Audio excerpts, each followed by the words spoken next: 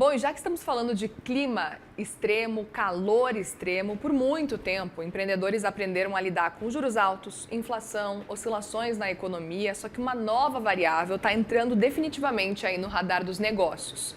O clima, o retorno do El Niño, que é esse aquecimento anormal das águas do Pacífico, que desregula bastante o regime de chuvas, as temperaturas do planeta como um todo, potencializou os eventos extremos climáticos e as enchentes, secas, ondas de calor, tempestades, estão mudando a forma como as empresas operam, como elas produzem, crescem.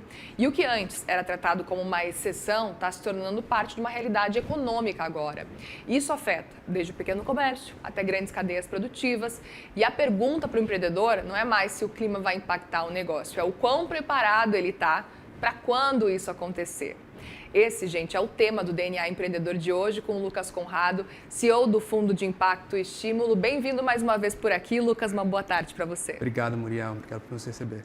Explica pra gente um pouco sobre esse cenário, começando pelo básico, tá? A gente ainda enxerga mudanças climáticas como um tema ambiental, né?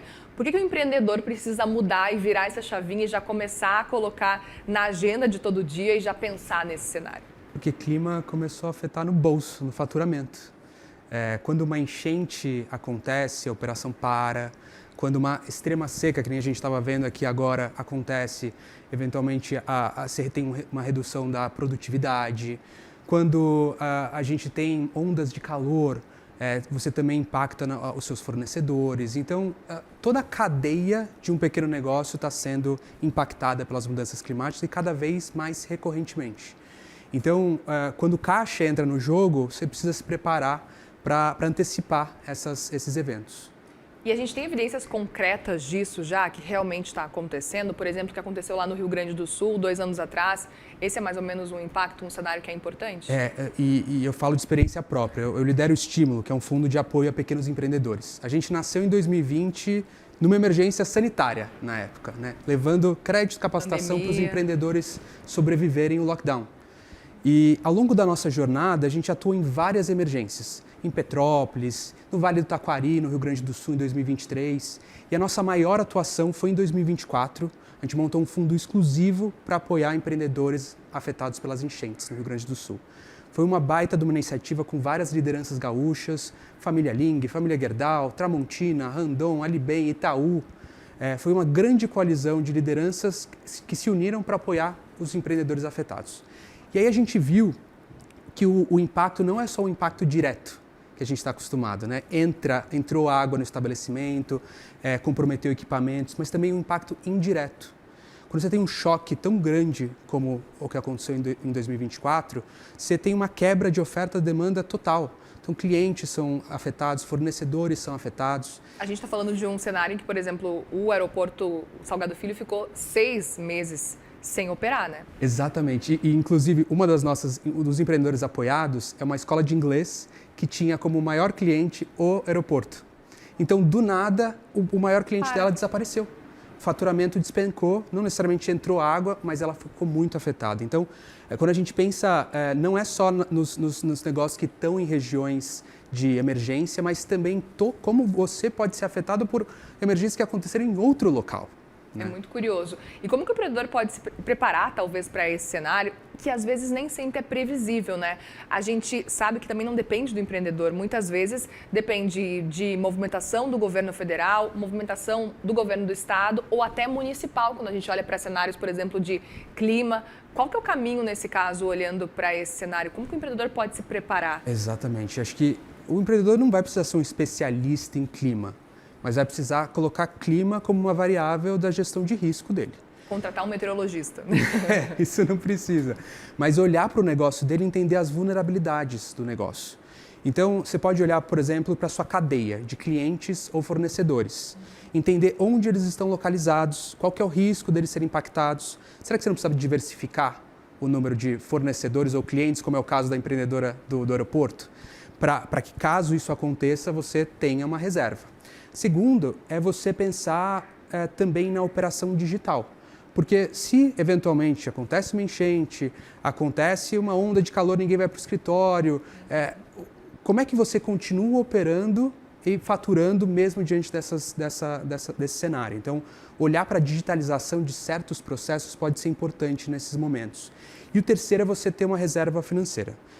Do mesmo jeito que empreendedores fazem reserva para 13º, agora tem que ter a reserva climática. E até, eventualmente, a contratação de seguros climáticos que vão te ajudar a estar muito mais preparado frente a um desastre. Super importante. E aí até queria entender um pouco mais do que você falava agora há pouco, de como que o mercado e os fundos de impacto, e como estímulo, por exemplo, já estão se movimentando diante desse cenário para apoiar essa prevenção. A gente está olhando, a gente começou muito na emergência, então vamos apoiar o empreendedor a retomar depois daquele choque. E agora a gente está olhando muito para adaptação e resiliência. Como é que a gente prepara esses negócios para que os impactos não sejam tão fortes da próxima vez? Então, coisas simples às vezes. Como é que tem um empreendedor que antes do Rio Grande do Sul, ele contratou um seguro. E a seguradora exigiu que ele elevasse o nível do estabelecimento dele, colocasse os equipamentos mais caros no alto para conceder o seguro. Na época, isso foi um custo para o empreendedor, ele não queria investir nisso, mas fez. E quando aconteceu a enchente, ele foi um dos únicos que se salvou e salvou os principais equipamentos. Então, às vezes, são investimentos pequenos que ajudam você a se tornar mais resiliente. Perfeito. E você falou em oportunidades também, toda essa transformação cria oportunidades, né? Onde que o empreendedor pode encontrar essa oportunidade, levando em consideração esse cenário todo? A maior oportunidade é a preparação, porque isso vai ser uma vantagem competitiva. O empreendedor que começa a faturar de novo mais rápido, começa a ter seus funcionários também preparados para endereçar essas situações. Empresas que vão se destacar no futuro não vão ser necessariamente as maiores empresas, mas é quem tiver mais adaptabilidade a estes cenários. Então, aí tem uma oportunidade enorme das empresas se destacarem. Eu imagino, Lucas, por exemplo, olhando para o exemplo da enchente lá de 2024, lá no Rio Grande do Sul, aquelas empresas que conseguiram se organizar e ainda conseguiram ajudar quem estava precisando também se destaca, né? Porque ainda também a gente vê a quantidade de voluntários e de empresas que fizeram esse movimento também. Sem dúvida, sem dúvida. Muitas se mobilizaram e olharam também para os familiares que foram afetados, construíram uma rede de suporte para todo esse ecossistema que é a empresa, e isso, obviamente, criou um laço muito importante, né? E é um laço que sustenta muitos anos. Então, olhar para esse ecossistema onde você está, entender os riscos atrelados é super relevante. No próprio estímulo, a gente está com uma linha emergencial para a Zona da Mata, depois das enchentes lá. E a gente tem 2 colaboradoras de Juiz de Fora. E uma estava numa região que foi super afetada. Então, a gente ofereceu todo o suporte para ela conseguir se reestruturar. Então, vem de todos os lados. Desde o faturamento até os funcionários, até os clientes, até os fornecedores. Então, a gente precisa se preparar.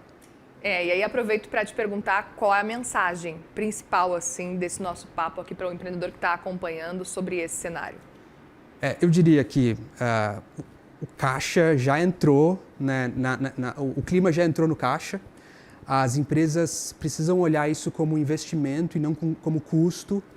As empresas que vão se destacar vão ser as empresas que tiverem maior adaptabilidade e é muito mais barato você se preparar do que remediar. Então, preparação é essencial. Você acha que o brasileiro tem esse costume de talvez só remediar e agora está tendo que aprender, ainda mais com esse cenário de clima de olha, agora a gente precisa Olha, não é se só preparar? Brasil. Essa Não? questão da adaptação é uma pauta mundial. Tem muita gente, inclusive filantropia, olhando muito para isso, porque é difícil do mercado precificar esse tipo de investimento, mas é um desafio global.